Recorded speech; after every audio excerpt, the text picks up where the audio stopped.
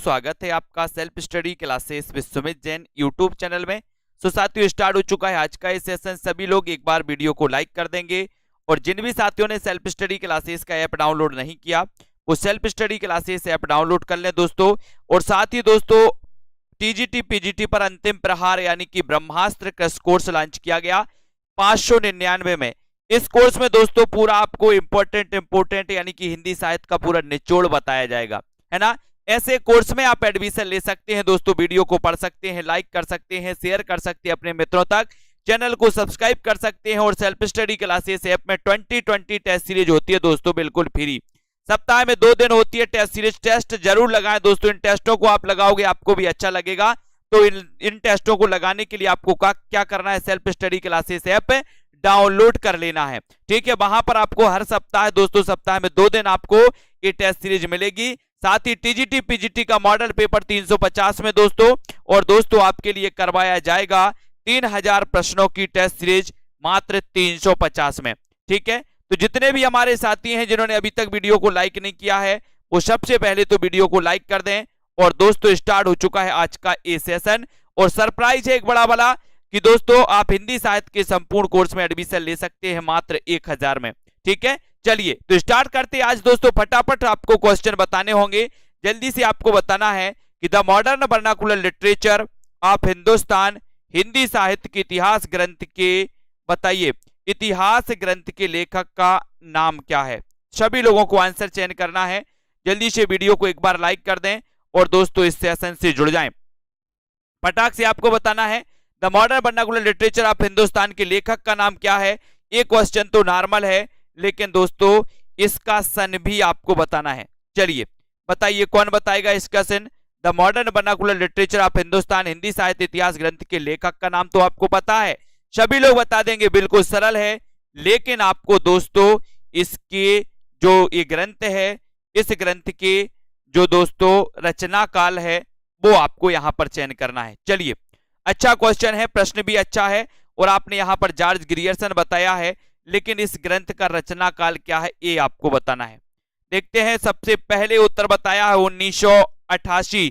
1988 बता रहे हैं, बहुत बढ़िया। और बताइए कौन बता रहा है। 1888 और बताएं। तो बहुत सारे साथियों ने दोस्तों यहां पर बिल्कुल बिल्कुल सही आंसर बताया है कि सर 1888 में ये दोस्तों प्रकाशित हुआ था। वेरी गुड, है ना, बहुत बढ़िया। 1888, कंफ्यूज नहीं होना 1988 और 1888 में, है ना। तो यहां पर आपका जॉर्ज ग्रियर्सन है। साहित्य जनता की चित्तवृत्ति का संचित प्रतिबिंब है। ये बताइए ये पंक्ति किसकी है। सभी लोगों को आंसर चयन करना है दोस्तों। साहित्य जनता की चित्तवृत्ति का संचित प्रतिबिंब है, ये पंक्ति किसकी है। ये क्वेश्चन तो कई बार आया है आपके एग्जाम में और कई बार आया है तो आपको चयन भी करना है। बताएं, साहित्य जनता की चित्तवृत्ति का संचित प्रतिबिंब माना जाता है, ये पंक्ति किसकी है। महावीर प्रसाद द्विवेदी, गुलाब राय, रामचंद्र शुक्ल या फिर प्रेमचंद। तो बहुत सारे लोगों ने आंसर बताया है कि सर साहित्य जनता की चित्तवृत्ति का संचित प्रतिबिंब है। ये जो कथन माना जाता है ये कथन है दोस्तों किसका कथन है, रामचंद्र शुक्ल जी का, ठीक है। सी नंबर आपका सही है। फटाफट आंसर बताना है, हिंदी साहित्य का अतीत के लेखक कौन है दोस्तों। हिंदी साहित्य का अतीत, क्वेश्चन बहुत बढ़िया है दोस्तों। बताएं, वीडियो को लाइक कर दें, self study classes app download कर लें। फटाफट से अपन को यहां पर दोस्तों अध्ययन करना है हिंदी साहित्य का अतीत के लेखक कौन है, ये आपको चयन करना है। विश्वनाथ प्रसाद मिश्र, त्रिपाठी, श्याम सुंदर दास या गणपति चंद्रगुप्त। देखते हैं कौन कौन कंफ्यूज होता है और कौन कौन सही आंसर बता पाता है ना। और बहुत सारे लोग कंफ्यूज में जा रहे हैं और आपको पता होनी चाहिए दोस्तों, ये 2 विकल्प तो आपको वैसे ही कट जाते हैं लेकिन 2 विकल्प आपको कंफ्यूज कर देते हैं। विश्वनाथ, तो विश्वनाथ प्रसाद मिश्र लगाना है आपको, यानी कि आपका जो ए नंबर है विश्वनाथ प्रसाद मिश्र वो बिल्कुल सही है। ये जिन्होंने लगाया उनका आंसर सही, हिंदी साहित्य के अतीत के लेखक हैं किस रासो काव्य का मूल वर्ण विषय वीर रचना होकर श्रृंगार है? बताइए, किस रासो काव्य का मूल वर्ण विषय वीर रचना होकर के श्रृंगार है? तो किसका है श्रृंगार? कुमार रासो का, पृथ्वीराज रासो का, है ना, बीसल देव रासो, या फिर दोस्तों परमाल रासो का? सभी लोग चयन करेंगे। किस रासो काव्य का मूल वर्ण विषय वीर रचना होकर के श्रृंगार है? ये आपका क्वेश्चन है। सभी लोग एक बार लाइक कर दें, जिनने भी सब्सक्राइब नहीं किया सब्सक्राइब कर लें साथियों। मूल वर्ण विषय वीर रचना होकर श्रृंगार है, और आपका सीधा आंसर आ गया है सी नंबर, बीसल देव रासो, है ना, नरपति नाल की रचना है, अजमेर के शासक से संबंधित एक रचना है बीसल देव रासो। एक क्वेश्चन आता है कि अजमेर के शासक से संबंधित रचना कौन सी है? तो बीसल देव रासो, है ना। और दोस्तों रासो काव्य का मूल वर्ण विषय क्या है? तो श्रृंगार। ठीक है, इसको याद रखो। अपभ्रंश को पुरानी हिंदी किसने कहा? ये क्वेश्चन कई बार दोस्तों आपसे पूछा गया है। अपभ्रंश को पुरानी हिंदी किसने कहा?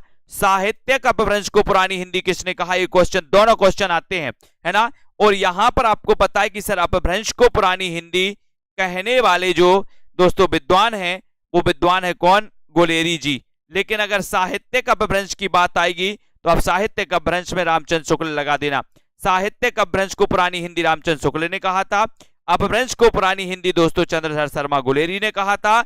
और आपको बताना है कि चारण साहित्य किस साहित्य का दूसरा नाम है? अच्छा क्वेश्चन है।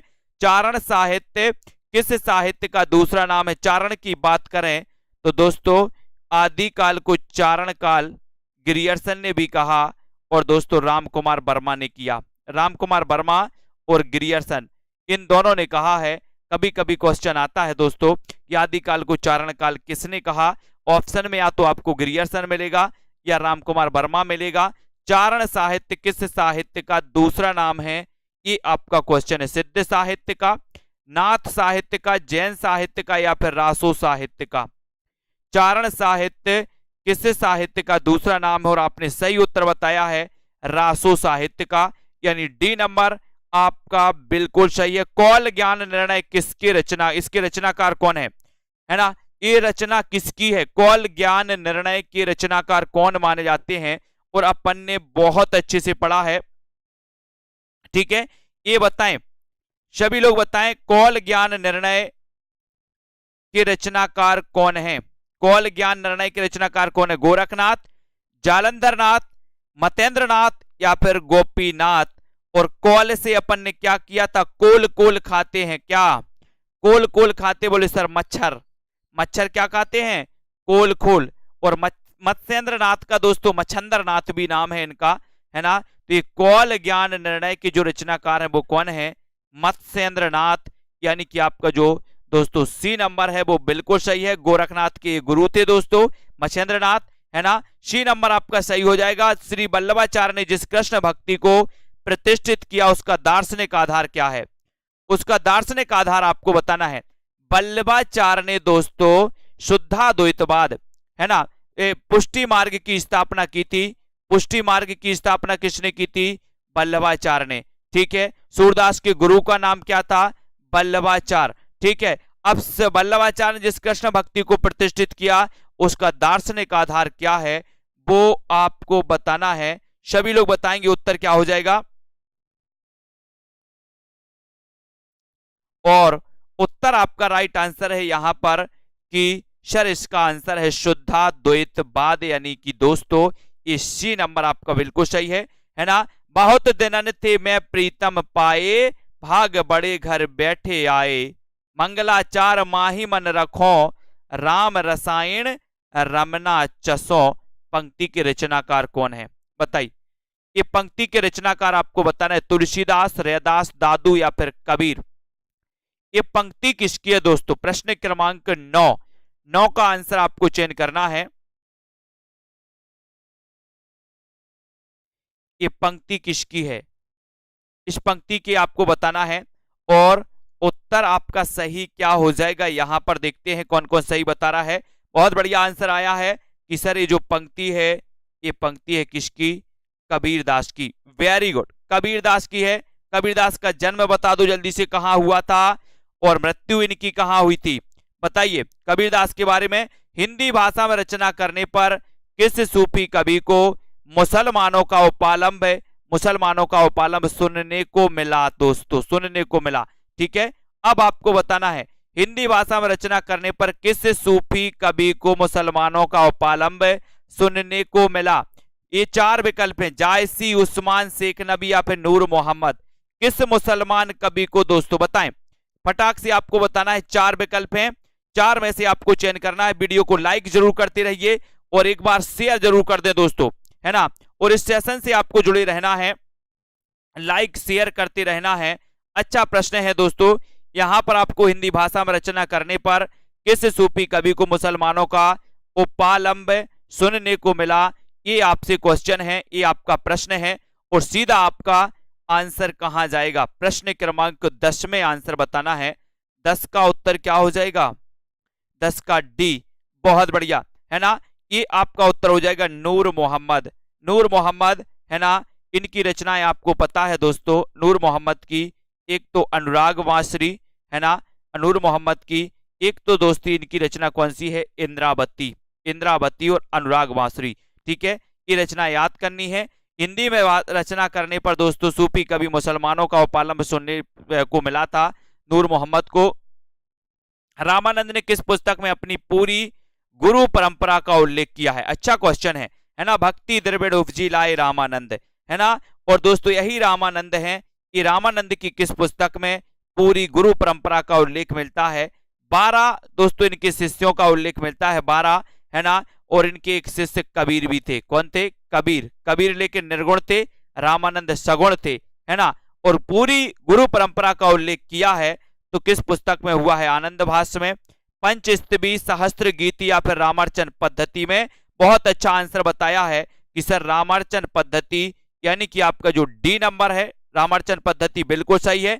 मैं पुनि निज गुरु कथा सो सूकर खेत, ये कथन किस कवि का है? मैं पुनि निज गुरु कथा सो सूकर खेत, पंक्ति किसकी है? प्रश्न क्रमांक 12 में आपको बताना है ये पंक्ति किसकी मानी जाती है? तुलसीदास, कबीरदास, नाभादास या फिर सूरदास की? इस पंक्ति के रचनाकार कौन है? एक बार वीडियो को लाइक जरूर कर लेना अपने मित्रों तक दोस्तों, है ना। मैं पुनि निज गुरु कथा सो सूकर खेत, ये पंक्ति किस कवि की है? ऐसा प्रश्न आपसे पूछा गया है और आपका उत्तर क्या हो जाएगा, है ना।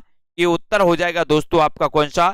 तुलसीदास। तुलसीदास यानी ए नंबर। वेरी गुड, ए नंबर। सूरदास जी को जीवन उत्सव का कवि किसने कहा? सूरदास को जीवन उत्सव का कवि किसने कहा? ये आपको बताना है दोस्तों। इनकी रचनाओं की अगर बात करें तो सूर सागर, है ना, सूर सारावली और साहित्य लहरी, है ना।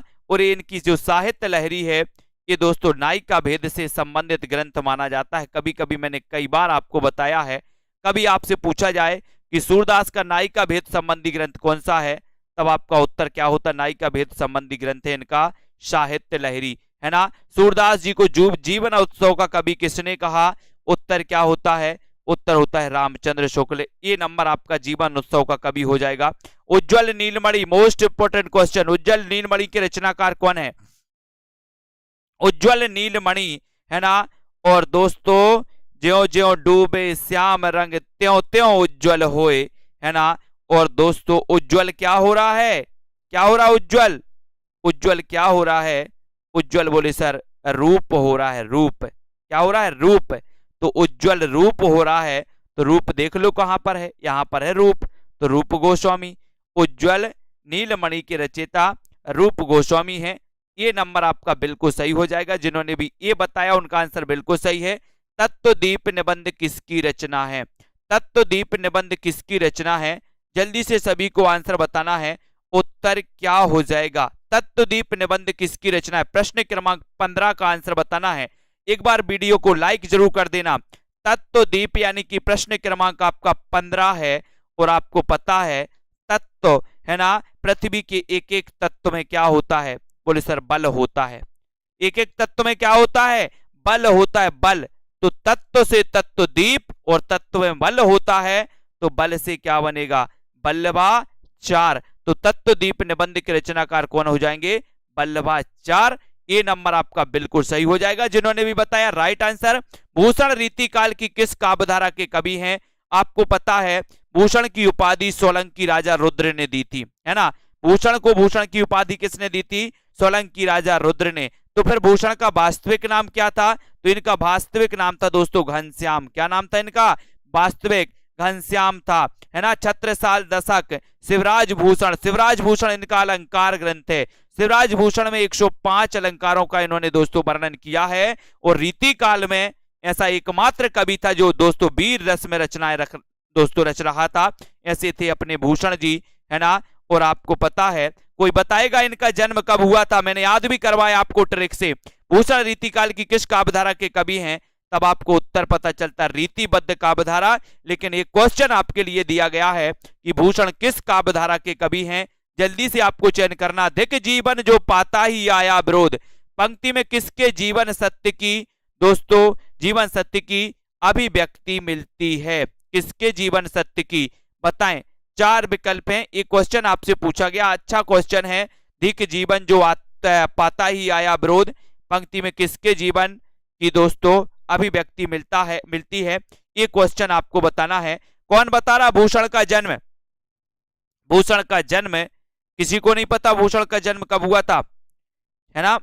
किसी को नहीं पता। बहुत बढ़िया, है ना। भूषण का जन्म किसी को नहीं पता। वेरी गुड, है ना। तो ये धिक जीवन जो आता आया ही पता है, सूर्यकांत त्रिपाठी निराला। ये नंबर आपका बिल्कुल सही है, ठीक है। निराला आपका राइट आंसर है, निराला सही है। वेरी गुड, है ना। निराला जिन्होंने बताया है उनका आंसर सही है। निराला का जन्म 1897 और कहीं कहीं कोई कोई विद्वान 99 मानते हैं, है ना। बहुत बढ़िया, धन्यवाद सभी लोगों को। सरोज स्मृति किस श्रेणी की रचना है? सरोज स्मृति किस श्रेणी की रचना है? बताइए, सरोज स्मृति किस श्रेणी की रचना है? भूषण रीति काल के कवि थे, है ना, अजित कुमार जी। बहुत बढ़िया, और बताइए सरोज स्मृति किस श्रेणी की रचना है? बोले सर इस कान से पढ़ाते हो, इस कान से निकाल भी देते, हम लोग भी ऐसे नहीं है, है ना। Rita Devi ji, Hindi with Manju Kumari, very good. और बताइए,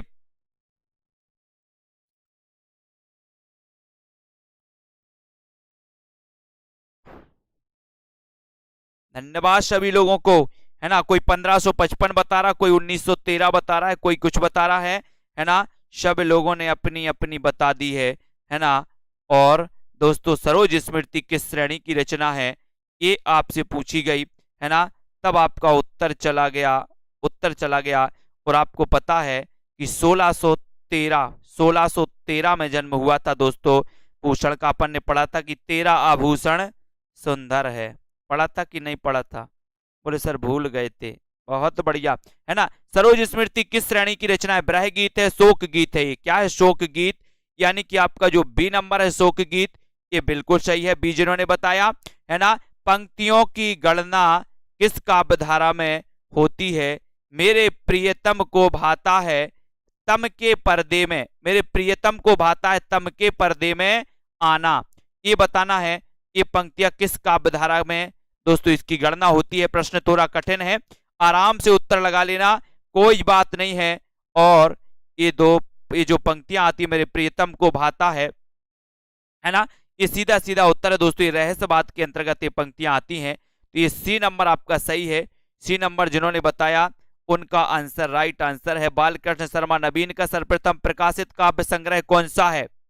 बताइए। प्रश्न क्रमांक 20, बालकृष्ण शर्मा नवीन का सर्वप्रथम प्रकाशित काव्य संग्रह कौन सा है? हाँ, जल्दी से बताना है। आपको पता है महादेवी वर्मा दोस्तों रहस्यवाद से संबंधित थी, और ये बालकृष्ण शर्मा नवीन का सर्वप्रथम प्रकाशित जो काव्य संग्रह है वो काव्य संग्रह आपको बताना है। 4 विकल्प है। प्रश्न क्रमांक 20 है, उत्तर आपके हाथ में है। आपने उत्तर चयन भी कर लिया। क्या? कुमकुम। कुमकुम बोले सर बालकृष्ण नवीन, और नवीन नवीन कुमकुम लगाते हैं, है ना। कुमकुम बोले सर हम रोज नवीन नवीन लगाते हैं, नवीन नवीन। तो ये कुमकुम दोस्तों एक काव्य रचना है ना। ये दोस्तों किसकी? बालकृष्ण शर्मा नवीन की। और ये सर्वप्रथम प्रकाशित इनका काव्य संग्रह माना जाता है कुमकुम। है ना। शिव पूजन सहाय का एकमात्र उपन्यास कौन सा? बहुत बढ़िया प्रश्न देखने को मिल जाएगा आपके एग्जाम में। शिव पूजन सहाय का एकमात्र उपन्यास कौन सा है? शिव पूजन सहाय का एकमात्र उपन्यास कौन सा है? देहाती दुनिया, भिखारणी, मनोरमा या फिर एकाकिनी? बताएं। शिव पूजन सहाय का एकमात्र उपन्यास आपको चयन करना है। सभी लोग वीडियो को लाइक जरूर कर सकते हैं। पीजीटी टीजीटी वाले जिनको भी दोस्तों, जिनको भी क्या करना है, जिनको भी क्या करना है दोस्तों, क्रैश कोर्स में एडमिशन लेना है वो ले सकते हैं मात्र 599 में, है ना। और दोस्तों आपको पता है master cadre, Punjab master cadre का भी दोस्तों मॉडल पेपर लॉन्च हो चुका है। अभी से प्रैक्टिस चालू कर दें, अपना अध्ययन चालू कर दें। शिव पूजन सहाय का एकमात्र उपन्यास कौन सा है? तब उत्तर हो जाएगा देहाती दुनिया। बोले देहाती दुनिया में शिव की पूजन ही सहाय होती है, शिव की पूजन ही सहाय होती। देहाती दुनिया में एक पति के नोट्स, कहानी के लेखक एक पति के नोट्स, है ना। एक पति के नोट्स के लेखक कौन है? महेंद्र भल्ला, गोविंद मिश्र, राजी सेठ या फिर गिरिराज किशोर? एक पत्नी के नोट्स और एक पति के नोट्स बहुत पढ़ते हैं आप लोग। एक पत्नी के नोट्स ममता कालिया और एक पति के नोट्स, है ना।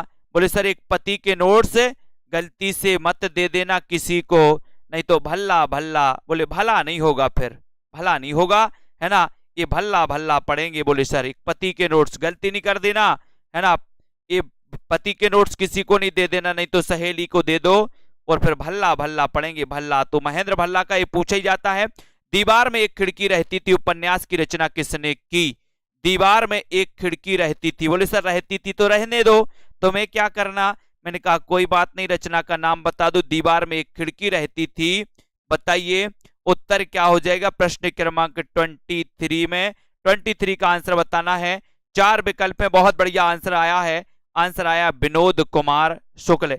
Very good, very good. यानी कि आपका 23 का आंसर दोस्तों विनोद कुमार शुक्ल आपका राइट आंसर है। दीवार में एक खिड़की रहती थी फणीश्वरनाथ रेणु के किस उपन्यास में पूर्वी पाकिस्तान से विस्थापित होकर बिहार जिले में, बिहार के पूर्णिया जिले में आए हिंदू शरणार्थियों की दारुण कथा का चित्रण हुआ है? दोस्तों रेणु का वह उपन्यास कौन सा है जिसमें पूर्वी पाकिस्तान से विस्थापित होकर बिहार के पूर्णिया जिले में आए हिंदू शरणार्थियों की दारुण कथा का चित्रण है? मेला आंचल है वो, जुलूस है, प्रतिपरी कथा है, या फिर दोस्तों कलंक मुक्ति?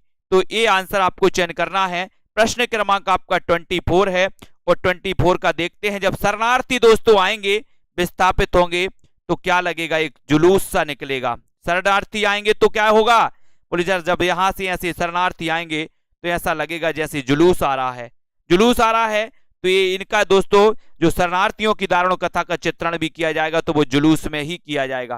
किस उपन्यास में किया जाएगा? जुलूस में। क्योंकि जब शरणार्थी आएंगे, आपने दोस्तों पढ़ा होगा शरणार्थी समस्या, राजनीति विज्ञान में पढ़ा होगा शरणार्थी समस्या। और जब शरणार्थी आए और गए, है ना, तो ये जुलूस सा निकला होगा। तो जुलूस में है। अपने अपने अजनबी साहित्य की किस विधा की रचना है? अपने अपने अजनबी नाटक है, उपन्यास है, कहानी है, या फिर आत्मकथा है? बताइए। अपने अपने अजनबी साहित्य की किस विधा की रचना है दोस्तों?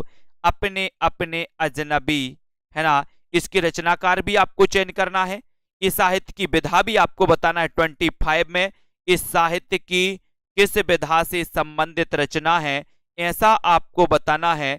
अपने अपने अजनबी साहित्य की किस विधा की रचना है, तब आपका उत्तर क्या हो जाएगा? उत्तर हो जाएगा आपका कि सर ये तो क्या है? उपन्यास। उपन्यास है तो ये किसका उपन्यास है, ये भी आपको कमेंट में लिखना है। और दोस्तों ये उपन्यास है, यानी बी नंबर आपका राइट है। मुझे चांद चाहिए की नायिका कौन है? बहुत बढ़िया, अच्छा क्वेश्चन है दोस्तों। मुझे चांद चाहिए, है ना। बोले क्यों चाहिए चांद? बोले सर चांद बड़ा निर्मल लगता है। बोले मुझे चांद चाहिए, है ना। होता ना चांद के पार चलो। बोले क्यों चलो? बोले चांद चाहिए। कुछ लोग बोलते ना कि हम आपको चांद सितारे तोड़कर ला देंगे, बोलते ना, सुना होगा आपने, है ना। ऐसा ही है, मुझे चांद चाहिए बोले, है ना। अब वो कृष्ण जी की पंक्ति सूरदास की आपकी पढ़ी होगी, मैया मैं तो चंद्र खिलौना ले हूं, है ना। मैया मैं तो चंद्र खिलौना ले हूं, मुझे चांद चाहिए की नायिका कौन है? अब चांद चाहिए, इसके रचनाकार बोले चांद क्यों चाहिए, बोले वाला निर्मल होता है, तो निर्मल वर्मा इसके रचनाकार हैं। लेकिन आपको पता है कि इसकी नायिका कौन है, तो नायिका बोले वर्षा वशिष्ठ। बोले बेटा चांद चाहिए ला देंगे, लेकिन अभी वर्षा हो रही है। चांद चाहिए तुझे, हम ला देंगे, लेकिन अभी क्या हो रही, वर्षा हो रही है, तो मुझे चांद चाहिए कि नायिका वर्षा वशिष्ठ। मोस्ट आईएमपी क्वेश्चन है। डी नंबर आपका सही। इलाचंद जोशी के उपन्यास जहाज का पंछी को किस श्रेणी में रखा गया, किस श्रेणी में रखा गया बताइए, ऐतिहासिक, सामाजिक, मनोवैज्ञानिक या फिर आत्मकथात्मक श्रेणी में। जहाज का पंछी ये किस श्रेणी में रखा गया दोस्तों, उपन्यास है ये, किस श्रेणी में रखा गया है, ये प्रश्न क्रमांक 27 का आंसर होना बताना। वर्षा को देने के लिए निर्मल को चांद चाहिए, बहुत बढ़िया। यहां पर 27 का आंसर आपको चयन करना है। अच्छा क्वेश्चन है और सीधा आंसर आपका जाएगा, आपका आंसर जाएगा कहां पर जाएगा कि जो जहाज का पंछी है ये उपन्यास है। और ये इलाचंद जोशी, मैंने बताया था कि जैसे उड़े जहाज को पंछी फिर जहाज पे आवे, है ना। पंछी जहाज पे है, समुद्र में जहाज चल रहा है, पंछी उड़ तो जाता है, कैसे उड़ जाता है, जोश में उड़ जाता है कि हम तो पार कर जाएंगे, लेकिन जब पानी पानी दिखता है तो फिर जहाज पे आवे, तो जहाज का पंछी जोश में उड़ता है, तो इलाचंद जोशी का उपन्यास है। और ये आत्मकथात्मक श्रेणी में रखा जाता है इसको। डी नंबर आपका यहां पर, डी नंबर बिल्कुल सही हो जाएगा, ठीक है। यहां पर डी नंबर आपका आत्मकथात्मक शैली में लिखा गया, यानी कि आपका दोस्तों ये डी नंबर सही है। ऊषा प्रियंवदा की वापसी किस विधा की रचना है, ऊषा प्रियंवदा की आपको वापसी बताना। ये ऊषा प्रियंवदा की जो वापसी है ये किस विधा की रचना है, ये आंसर सभी लोग चयन करेंगे। उत्तर क्या हो जाएगा 28 में, 28 का चयन करना है। 28 का आंसर क्या हो जाएगा, वापसी किस विधा की रचना है, वापसी है ना, उपन्यास है, उपन्यास है, संस्मरण है, कहानी है या फिर नाटक है, नाटक बताना है। उत्तर क्या हो जाएगा, उत्तर बताइए, सभी लोगों को आंसर बताना है। वापसी किस विधा की रचना है, और वापसी जो मानी जाती है दोस्तों ये वापसी है किस विधा की, बोले सर एक कहानी है ना। और एक कहानी किसकी है, ये ऊषा प्रियंवदा की है, वापसी कहानी है ना, और ऊषा प्रियंवदा की, यानी सी नंबर यहां पर बिल्कुल सही है। पूस की रात कहानी के लेखक कौन है, पूस की रात, पूस की रात एक कहानी कई बार पूछी जाती है। इसमें एक दोस्तों पात्र है जबरा, जबरा कुत्ता है ना, ये जबरा तो कई बार पूछा गया, जबरा किस कहानी का पात्र है ना, तो जबरा बोले सर पूस की रात। और पूस की रात कहानी के लेखक कौन है, लेखक कौन है, ओम प्रकाश वाल्मीकि, प्रेमचंद, यशपाल या फिर कमलेश्वर, यानी कि 29 का सीधा आंसर आपको चयन करना है। बहुत बढ़िया क्वेश्चन है दोस्तों, और जल्दी जल्दी से आपको बताना है उत्तर क्या हो जाएगा। 29 में आपका उत्तर हो जाएगा पूस की रात, बोले सर पूस की रात प्रेमचंद, पूस की रात प्रेमचंद, प्रेम है ना, प्रेम याद रखते ना, पूस की रात में बोले सर प्रेम बहुत बढ़ता है, प्रेम, तो प्रेमचंद याद रखते ना।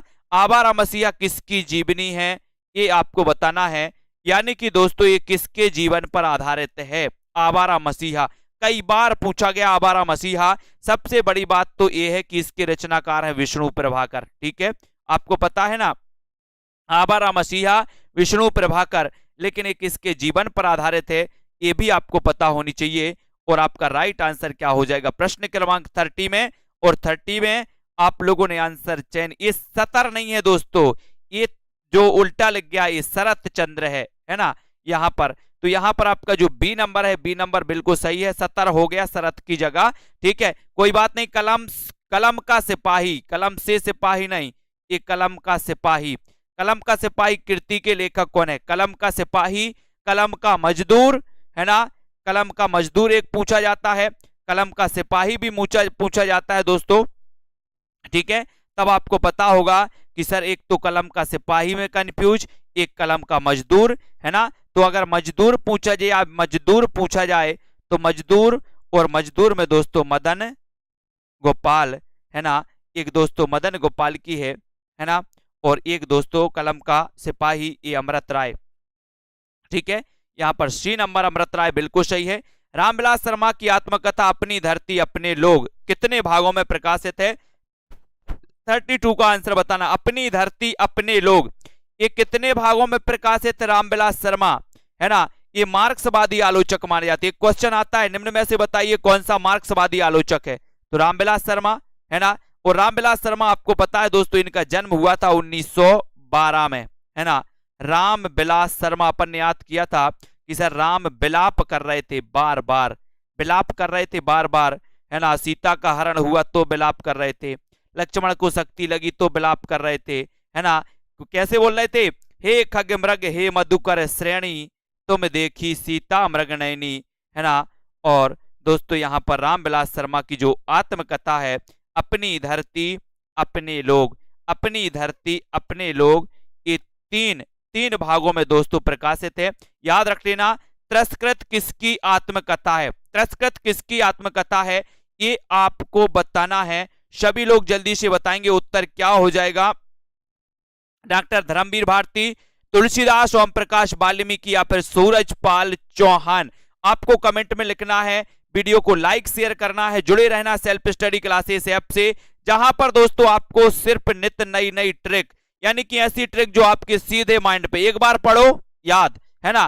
तिरस्कृत बताना, तिरस्कृत कैसे याद रखोगे, तिरस्कृत अपन कोई काम करते करते त्रस हो जाते हैं, बोले हम तो क्या हो गए, त्रस हो गए। कभी आपने नहीं सोचा कि सूरज देव जो निकलते हैं रोज निकलते हैं, आपको रोज उजेला देता है, बोले सर सूरज भी त्रस हो जाता है, सूरज भी क्या हो जाता है, त्रस हो जाता है। तो सीधा सीधा तो आपको ट्रिक बताना है।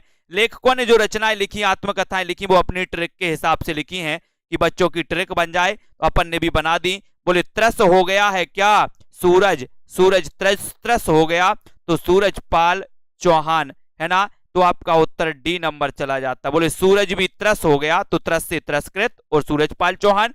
बनारसीदास चतुर्वेदी के रेखा चित्र कौन से हैं दोस्तों, बनारसीदास चतुर्वेदी, यानी कि आपका 34 का आंसर चयन करना है। सभी लोगों को बताना है उत्तर क्या हो जाएगा, 34 का आंसर, और 34 में आपका सही उत्तर क्या हो जाएगा, इनका रेखा चित्र बताना है दोस्तों। बनारसीदास चतुर्वेदी और बनारसीदास जैन में बहुत सारे लोग कंफ्यूज होते हैं। अगर पूछ लिया गया अर्ध कथानक के रचनाकार कौन है, ऑप्शन में बनारसीदास जैन भी दिया जाता है, बनारसीदास चतुर्वेदी भी दिया जाता है। आओ देखा ना ताओ, और बोले वो तो बन गया आ गया, रे आ गया, वो ही प्रश्न आ गया, है ना। जब पेपर में बैठते हैं वो ही आ गया जो सर ने पढ़ाया था, लेकिन पता नहीं बनारसीदास चतुर्वेदी लगा के घर आए, बोले हद तेरी की, प्रश्न तो बन रहा था लेकिन गलती हो गई। गलती नहीं करना है। बनारसीदास चतुर्वेदी के रेखा चित्र दोनों है दोस्तों, रेखा चित्र भी है, सेतु बंद भी है ना। और यहां पर आओ, एक बूंद सहसा उछली, किस विधा की रचना है, किस विधा की रचना, एक बूंद सहसा उछली, यात्रा वृत्तांत है, संस्मरण, रेखा चित्र या फिर कहानी, क्या है सभी लोगों को बताना। एक बार प्ले लिस्ट में जाकर के देखें, चैनल के आपके लिए बृहद मटेरियल है दोस्तों। टीजीटी पीजीटी वाले हमारे साथी, और पीजीटी के लिए स्पेशल क्रैश कोर्स लॉन्च किया गया। 12 दिन में आप दोस्तों आसमान चीर करके फाड़ करके दोस्तों परीक्षा में पास हो सकते हैं, है ना। ऐसा क्रैश कोर्स आपके लिए दिया गया है, अच्छा प्रैक्टिस आपकी हो सकती है। एक बूंद सहसा उछली किस विधा की रचना है, तब आपको पता है कि सर एक बूंद सहसा उछली, मैंने कहा एक बूंद सहसा उछली, बोले सर आगे पता नहीं, क्योंकि आपको पता ही नहीं कि एक बूंद सहसा उछली, किसी को नहीं पता, उछली थी, है ना। तो एक बूंद सहसा उछली, किसी से अगर पूछेंगे आप बोलोगे सर आगे पता नहीं, आगे, तो दोस्तों आगे की ये दोस्तों यात्रा वृत्तांत है, एक नंबर आपका बिल्कुल सही है। था तो घुमक्कड़ जिज्ञासा किस विधा से संबंधित है, प्रश्न क्रमांक 36 है सभी लोग, और उत्तर क्या हो जाएगा, यहां पर सीधा चयन फिर कर दिया आपने, यात्रा वृत्तांत, यानी कि आपका सी नंबर फिर राइट आंसर, वेरी गुड, अच्छा क्वेश्चन। यात्री मित्र, यात्रा वृत्तांत के लेखक कौन है, यात्री मित्र। सभी लोगों को आंसर चयन करना है। ऐसे कितने साथी हैं जो सेल्फ स्टडी क्लासेस ऐप से नहीं जुड़े, है ना। और दोस्तों अपन को पता है, जो दे उसका भी भला, जो ना दे उसका भी भला। लाइक जरूर दें दोस्तों, वीडियो को लाइक जरूर करना है। यात्री मित्र यात्रा वृत्तांत के लेखक कौन है, शिव प्रसाद गुप्त, विष्णु प्रभाकर, सत्यदेव परिव्राजक या फिर राम नारायण मिश्र, यानी कि 37 का आंसर, और 37 में सीधा सीधा जाएगा यात्री मित्र। बोले सर यात्री, अगर यात्री मित्र अगर कोई हो तो वो कैसा मित्र हो, बोले सर सत्य मित्र हो, सत्य, है ना। सत्यदेव परिव्राजक, सत्यदेव परिव्राजक, ये इनका यात्रा वृत्तांत है। आपने बिल्कुल सही आंसर, अगर बोले सर यात्री को मित्र देना है, यात्री मित्र देना है, तो वो सत्यदेव बोले सर असत्य वाला नहीं दो, है ना, तो आपके लिए बिल्कुल सही हो जाएगा सत्यदेव परिव्राजक, सी नंबर आपका सही होगा। जूनियर टेट वाले भी जितने हमारे साथी हैं, जूनियर टेट वाले जो आपका 100 नंबर का हिंदी साहित्य का क्वेश्चन, हिंदी का पेपर आएगा, उसके लिए भी दोस्तों आप इस कोर्स से जुड़ सकते हैं। नई कविता और अस्तित्ववाद के लेखक कौन है? अच्छा क्वेश्चन है, 38 का आंसर आपको चयन करना है। नई कविता और अस्तित्ववाद के लेखक कौन माने जाते हैं? बताइए, हजारी प्रसाद द्विवेदी, रामविलास शर्मा, डॉक्टर नामवर सिंह या फिर आगे। छोटे छोटे प्रश्नों को गलती नहीं करना, कुछ साथी ऐसे होते हैं ओवर कॉन्फिडेंस में रहते हैं, ओवर कॉन्फिडेंस में नहीं जाना है, एक एक क्वेश्चन को ध्यान से देखना है, गौर से देखना है कि प्रश्न में क्या पूछा, ये नहीं देखना नहीं नहीं नहीं नहीं, नहीं बोई आ गया जो सर ने पढ़ाया था, ऐसा नहीं है। प्रश्न घुमाकर आपसे पूछा जाएगा और पूछा जाएगा तब आप ऐसा नहीं करना कि बिल्कुल आंखें बंद करके बोले बोई है, बोई प्रश्न तो बोई है, अब क्या देखना, ऐसा नहीं करना, ठीक है। नई कविता और अस्तित्ववाद दोस्तों रामविलास शर्मा, यानी कि आपका बी नंबर आपका बिल्कुल सही हो जाएगा, है ना। रामविलास शर्मा के लेखक हैं, रामविलास शर्मा इसके लेखक हैं दोस्तों, नई कविता और अस्तित्ववाद के। गणेश शंकर विद्यार्थी रचित गांधी की जीवनी बताइए किस नाम से इन्होंने रचित है? बापू, श्री गांधी, कर्मवीर गांधी या फिर अकाल पुरुष गांधी? बहुत बढ़िया प्रश्न है दोस्तों, 39 का आंसर आपको बताना है। गणेश शंकर विद्यार्थी ने गांधी जी की जीवनी किस नाम से लिखी है? किस नाम से जीवनी लिखी है? जल्दी से एक बार लाइक करके शेयर करें अपने मित्रों तक, और दोस्तों बने रहें और अध्ययन करें तो दम से करें, है ना। और दम से कैसा? बहुत अच्छे से, जो एक बार पढ़ो और याद हो जाए। और आपका गणेश शंकर विद्यार्थी रचित गांधी की जीवनी जो इन्होंने लिखी थी, है ना। अब गणेश शंकर विद्यार्थी है तो विद्यार्थी क्या बोलेंगे? विद्यार्थी गांधी तो नहीं बोल देंगे, गांधी तो नहीं बोलेंगे, क्या बोलेंगे? श्री गांधी बोलेंगे।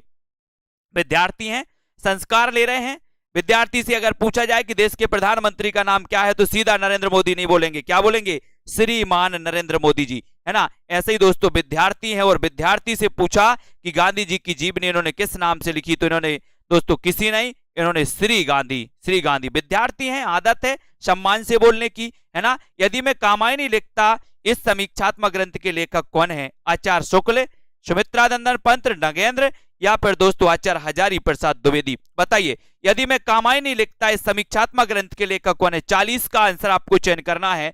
और 40 का आंसर देखो, कामायनी एक ग्रंथ लिखा दोस्तों, महाकाव्य लिखा जयशंकर प्रसाद ने लिख दिया, लेकिन आपत्ति बहुत सारे लोगों को थी।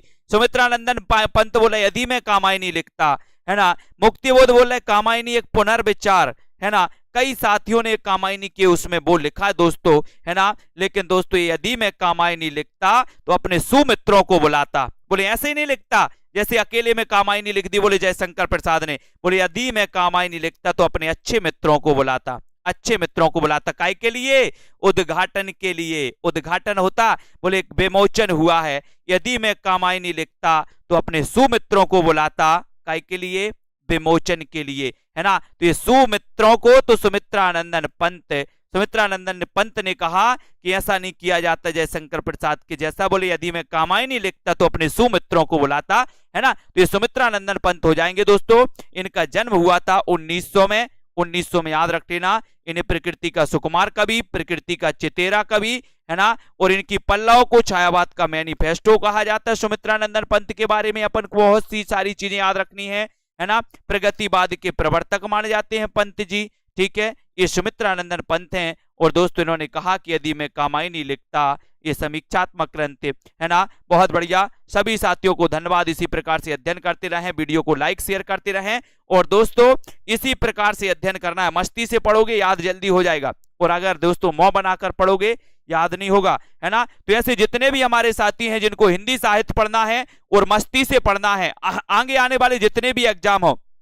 उनमें दोस्तों बहुत अच्छे से हिंदी साहित्य को रटना नहीं, हिंदी साहित्य को ऐसे पढ़ना कि याद हो जाए, आपको रटना नहीं, आपको लगे कि मुझे तो याद हो गया, है ना। तो सेल्फ स्टडी क्लासेस ऐप आज ही डाउनलोड कर लें। और जो भी हमारे पीजीटी वाले लास्ट के 10 दिनों में बहुत अच्छा अध्ययन कर सकते हैं, वो क्रैश कोर्स में एडमिशन ले लें आज ही 599 में, ठीक है। कमलदीप जी, दारसू लालदास, रजना जी, नव्या, सीता देवी, दिव्या जी, कार्तिक जी, विनोद सरोज जी, आकांक्षा, नीरू, मोहित जी। अपन मात्र 40 मिनट पढ़ते हैं, ठीक है। 40 मिनट में अपन इतना पढ़ लेते हैं कि सर ऊपर से भी नहीं जाता और अच्छा लगता है कि 40 मिनट कब निकल गए, है ना। अनीता, पूनम, ब्रजेश, लोकेश, प्रवीण ओझा जी, है ना, सुषमा जी, विजय जी, विश्वास मलिक जी, मोहित आशु जी, बहुत बढ़िया, अतुल जी, रिंकू जी, हर्षिता, मोहित जी, संजीव जी, धन्यवाद, है ना, और विजय लक्ष्मी, अभिलाषा जी, इंटरटेनमेंट जी, धन्यवाद, धन्यवाद सभी साथियों को।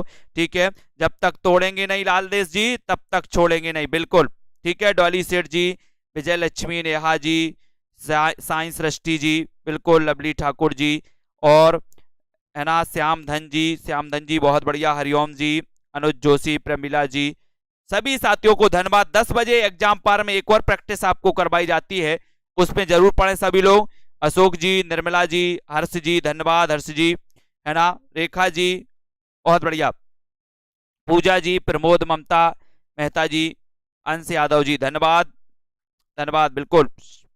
मंजू जी, अपने साथियों तक जरूर शेयर करते रहें, लाइक करते रहें, और दोस्तों बने रहें। अर्पिता जी, काशीराम जी, धन्यवाद काशीराम जी, प्रिया जी, ठीक है, बहुत बढ़िया, चाबी गौतम जी, मालती पांडे जी, इंदू जी, प्रभा, अंजलि सिंह जी, धन्यवाद, धन्यवाद सभी साथी, जुड़े रहें, लाइक करते रहें, सेल्फ स्टडी क्लासेस परिवार को बढ़ाते रहें, क्योंकि ये सेल्फ स्टडी सब लोग करते हैं, सब लोग करते हैं, परिवार भी आप लोगों का है। ठीक है, बहुत बढ़िया, बिल्कुल, सेल्फ स्टडी, सेल्फ स्टडी मतलब अपनी स्टडी।